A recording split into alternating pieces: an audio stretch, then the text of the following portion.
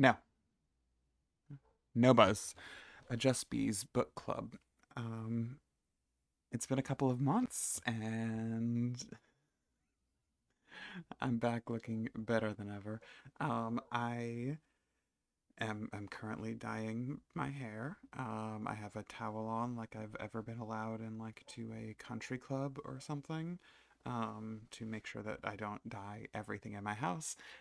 This particular color of splat pink. Um, I have not recorded in a couple of months because I haven't been able to finish a book in a couple of months. But I did. I did finish a book, and I did it by just forcing myself to power through it. And that's sometimes how it goes. Um, which isn't to say this is a bad book that I'm about to talk about. Um,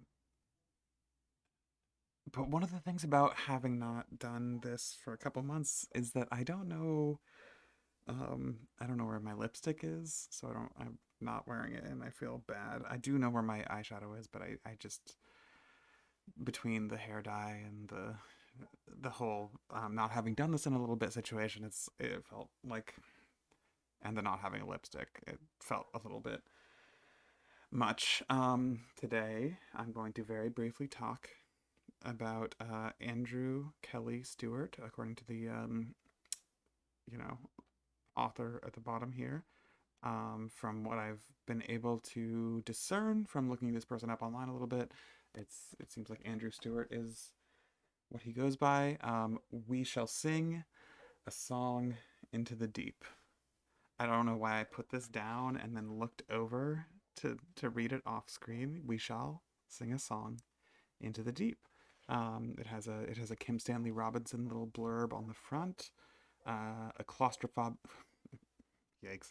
A claustrophobic suspense novel of immense propulsive power. I've never read any Kim Stanley Robinson, but I think he seems really cool. Um, it is a Tor.com novella, which is why I was like, I can take this and I can just push through it in a single night because Tor.com publishes great shit. Um, you've maybe heard me talk about Finna before. Have you heard me talk about Finna before? Have you read Finna by Nino Cipri? There's an interview on the Defunct Spectology podcast that is one of my favorite things I've ever done, where I talked to Nino for like 2 hours on call and then 2 hours off call. Nino seems wonderful. Defect, also the follow up to Finesse, seems great. They have a previous literary fiction or literary short fiction collection, I think, called Homesick, that I haven't read. They have something coming out soon also. Um, Beside the point. There's a part of me that wants to just read the back of this, but that's not what I'm interested in. I hate, I hate. Okay. Um, here's my spoiler free version of "We Shall Sing a Song into the Deep." There's a young boy named Remy who is in a submarine and sings in the choir. It seems to be a post-apocalyptic religious cult sort of situation. Has that sold you? Are you sold? If you're sold, hey, go read this novella. Um, if not, I personally don't. I'm not too worried about that. Not selling things. Uh, but I find this to, I guess, peel back the sort of bit that I'm doing here. I find this very I found this is sold very poorly, and I don't say that as somebody who's like super interested in this book either. Having read it, I have let's say mixed to ambivalent feelings about it. Um, but it doesn't seem pitched particularly well. Um, like I said, I picked it up mostly because it was like a. I mean, I didn't say this part. I picked it up mostly because it was a thing that was available at my work that seemed like a thing that I could, and this is the part I said, just sort of power through in one night to finish a book again for the first time in a long time, because my brain, not a long time, a couple of months, that's a long time for me right now. Past me, that's not very long. Future me, probably. That's probably not very long. Me right now, me, the person who is working on like finishing up the write up of the 90 books I read in 2021, that's a long time. Um, it felt like a thing I could power through because the premise seemed interesting enough. Um, by that, I actually just mean here, let me read from the back. Um, Big text. Below the world's oceans, a fanatical order of monks will initiate the Last Judgment. And the first sentence of the back text blurb is, or the back text, the back of the book summary is: A Canticle for Leibowitz meets The Hunt for Red October in We Shall Sing a Song into the Deep, a lyrical and page-turning coming-of-age exploration of duty, belief, and the post-apocalypse from breakout newcomer Andrew Kelly Stewart. I've never read A Canticle for Leibowitz. I've never seen The Hunt for Red October. These give me the most associations of associative vibes of things. Um, I know The Hunt for Red October is about submarines. I know A Canticle for Leibowitz is a very important science fiction text that incorporates, I believe, sort of large Christian influences that was written by Arthur Mill. Arthur Miller is a playwright. That's not right. I always saw his name right beside Mieville when I was looking up a lot of Mieville stuff in the library. So he is shelved next to Mieville in the Oakland Public Library circa 2015, maybe. Uh, that's what I know about A Canticle for Leibowitz, is that he is shelved.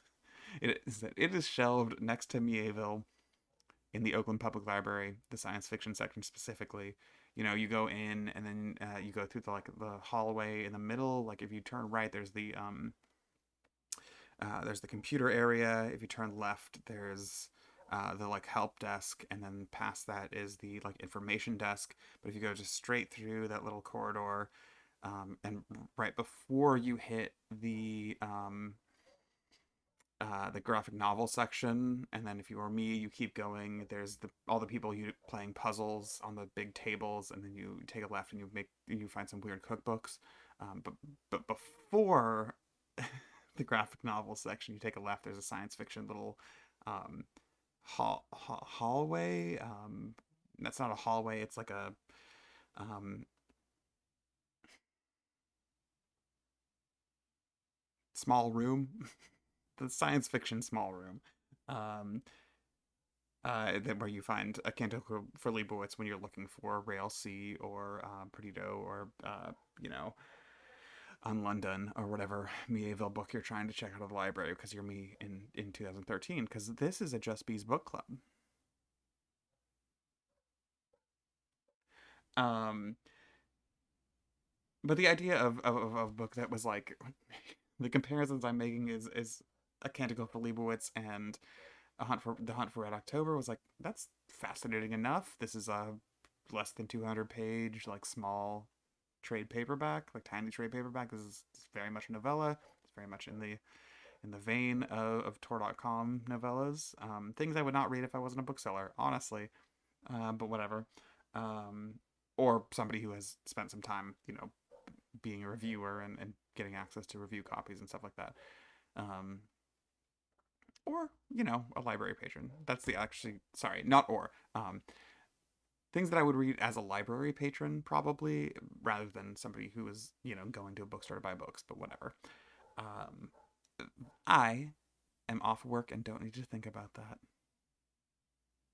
Uh, so I've given you the high level, right? Um, what this book is about, and this is spoilers. I hate what I'm wearing. Um, this is a book about a. This is just. I'm just going to spoil this book. I guess before I do that specifically, I should say that like I sort of read from the Kim Stanley Robinson blurb, it's uh there is some sense of this being a suspense novel. It kind of has the plotting or the writing of like a potboiler kind of thing of like you're getting propelled along by these revelations. So again, if you if anything I've said sounds vaguely interesting to you, other than me describing the Oakland Public Library, which if that sounds interesting, go to the main library, um, attend a protest outside of it, take over the state, like all the things that you should do if you're interested in libraries. Um, but if the book actually sounds interesting and you don't want to be spoiled on things, goodbye, goodbye. Um, the actual plot of this book is that Remy is somebody who has been saved from Topside, capital T, Topside. It's a proper noun. Um, by this submarine that has been running for like a 20-ish years uh, at very deep depths. There is sort of a generation ship feel to this submarine at the first that it eventually sort of makes clear that it's actually only been like 20 years, so it's not like an actual generation ship thing. Um, the uh, the thing that's revealed at the end, again, complete spoilers, is that the Cuban Missile Crisis happened. It was averted as it was in our world. And then there was a particularly militant Christian sect that stole a nuclear submarine and launched a bunch of missiles at Russia that led to essentially, um, you know, mutually assured, mutually assured destruction that ended up having, or rather, I think the way they describe it is like Russia got bombed so bad that they didn't immediately respond, and then there was like back and forth, and then the U.S. got really badly bombed, and then there was like a period of sort of desolation and uh, the the radiation happened and disappeared, and there was another smaller war, and then in the present time, which is I think in this book the like 90s, is that right? 23-ish years after the Cuban Missile Crisis, I think that's right. Um, late 80s, early 90s, probably. The This sub is just roaming around and is like poaching children and having a you know, a weird faith-based thing, a faith-based generation ship that is actually a underwater submarine in an alt history post-apocalypse. Um, yeah, I think that's the premise of this 170-page book. What are we looking at? 100 and yeah, 170 minus 2. Um, a lot of stuff happening there. I again, this is the version of it that is not told in the potboiler or sort of like suspense genre version of it. Um,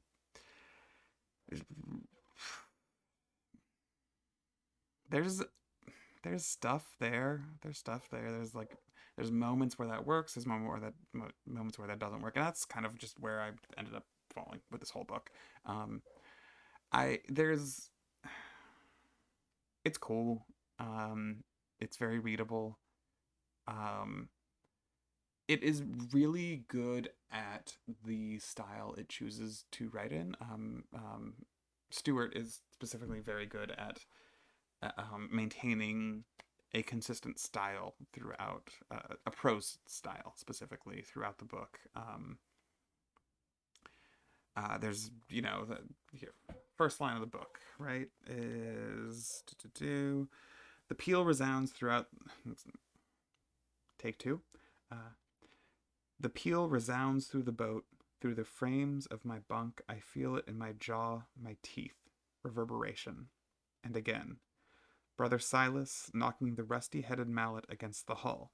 The boat is a bell. Um, that was four paragraphs that I just read.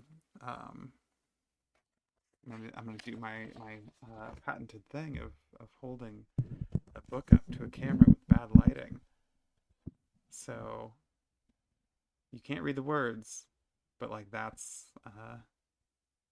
that's the four paragraphs that I just read. They're very short, very concise. That's the thing this book does pretty well. There's one other thing that I noted earlier tonight when I was revisiting some moments, and this is actually like the one of the longer portions of this book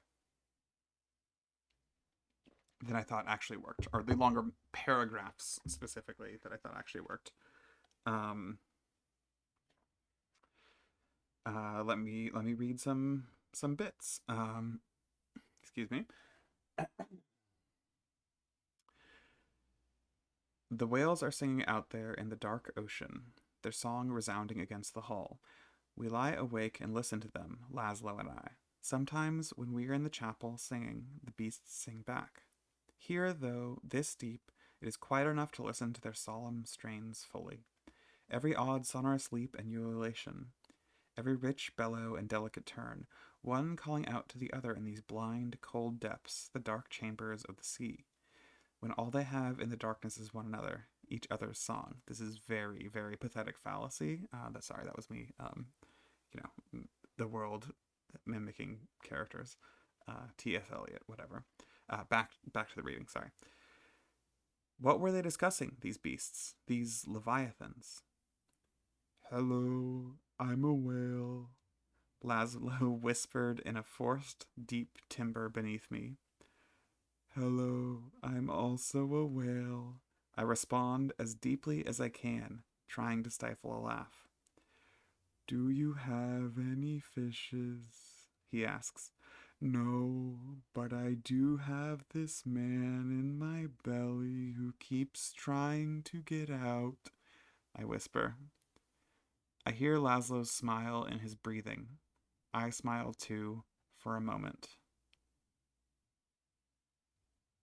Um, I, I did not expect to do that voice. I did not expect to do that whale voice. So um, that was kind of surprising to me that it came out. I had never tried to read this out loud at all. And yeah, I think that writing is very effective. I think it's a little corny for parts that I kind of cut out, um, but it's a good solid character moment. It's a good corny character moment, not a good solid one. A good corny character moment that it like worked for me as I was reading the book. I'm not sure how I feel about that whole relationship panning out. And not even the Laszlo and Remy one, um, the presence and absence of the whales one feels a little more corny than solid, ultimately. And speaking of very corny, here's I'm gonna read one more little passage. This did not this did not work for me even a little bit. And I'm not gonna get super deep into it because I was gonna do this in like 5 minutes and it's 20. So hello, it's back to No No Buzz. It's back to No No Buzz. It's not back. I'm looking like this. This is nothing. No, this is nothing. Um, reading. I fight the urge to step forward, to speak to him as he passes, to send God with him.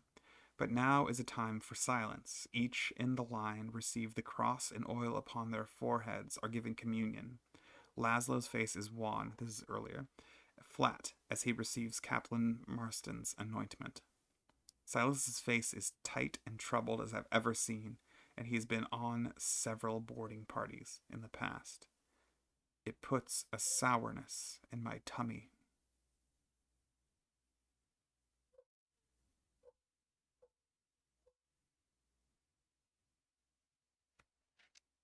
No.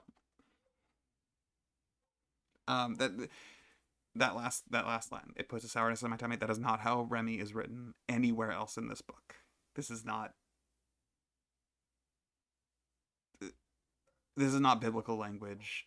This is not chorister language. This is not somebody who's having doubts with their understanding of the faith language. This is not this is not a this is not a thing that Remy has. This is not a series of words that makes sense for Remy as a character.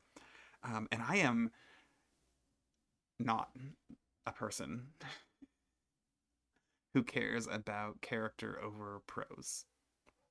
I'm a person who cares about prose over characters and over plot and over premise and over literally everything else. I care about prose most of all. So maybe that's why this rankles so hard with me. Um, this rankles me so much. Probably that's probably closer to what that's actually supposed to be. Hi, welcome to No Buzz, where I talk about being very specific about prose, and then I say really whack shit in words. Um, that does the it puts a sourness in my tummy is to me in my reading of it last night, in my reading of it earlier tonight, in my reading of it just now, which is over a day, so it's not a long term reading. It is just not. It is not at all a part of the rest of this text. It is not at all the Remy who like learns Latin to be able to better understand the hymns that she is singing. It is not a part of the Remy who is being forced to like to pass as a man when she's biologically not. It is not a part of the Remy who is doubting her faith and more interested in living than in pursuing, you know, nuclear justice on a world that she doesn't know. It's not a part of the Remy who is like a big fan of, friend of, lover potentially of Laszlo, this boy who's throughout the book. It's not the Remy who's like, I want to fuck up Saint John, this like shithead snitch.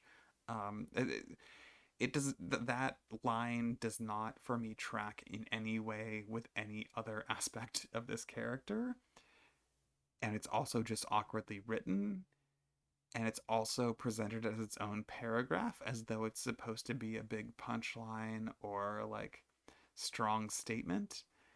And I bring it up because that's not the only time this happens. I don't have any other specific examples, but there are moments in this book that are like Laszlo and Remy holding hands on the bunk and going, hello, I'm a whale. And then there are lines in this book that are like, it made a sourness in my tummy. And um, I unfortunately ended up finding there to be more of the latter, of the sourness, than the hello, I'm a whale moments. Whether that's, specifically like lines that feel weird, or like I said, with the whale thing, like the way that the whales become a sort of pathetic fallacy, an externalization of a character's feelings onto the environment. And the environment means whales here mostly. Um, there, there are small other things, like there's just like too many characters in this that don't really like matter. You could collapse a handful of them and have probably something a little more concise, but that's not. I don't care. I mean, I want more characters generally. Give me more characters. That means there's more weird psychologies in effect that I can sort of poke at. Um, but yeah, I ended up not being, I was not in love with this book, but I did read it, and it was the first book I've been capable of reading in months. And so And also, I'm dyeing my hair, so like, what the fuck else am I gonna do other than record a no buzz? I'm dyeing my hair so that I can hopefully record more of things. I'm a okay. I'm a fraud. Um, okay. I think I've said all I need to say. The end of the book is very, vague and like, ah, did they succeed or is it actually bad? Um, the the politics are also a little, I don't know.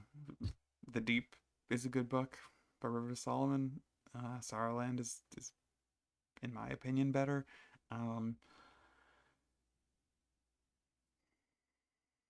I did it. I did another, did another fucking no buzz. Um, ooh, ooh. I do know that there is a sign off that I usually do, and I have no idea what it is. I don't know what it is at all. Um, I don't watch these videos back. I hope that's obvious. Um, ooh, shit. The one I have for thoughts about the table is gotta run. Um, shit. I don't know what it is. I know I look directly into the camera when I say it. Um,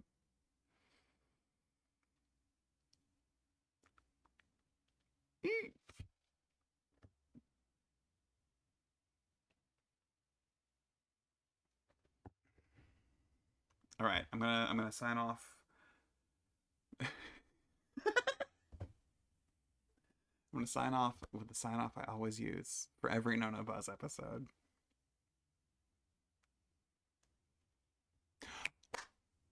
I was about to make a joke and I just remembered it. Hell yeah. Okay. Oh, oh, that was a whole journey. That this last whole bit where I'm just been not talking and kind of having a little fit about how I sign off these videos has been me genuinely like my heart rate is racing. Anyway, uh, shit. Thanks for not watching. That's not how I inflect that at all. Thanks for not watching. Thanks for not watching. Listen, I got the words, I just forgot the intonation. Thanks for not watching.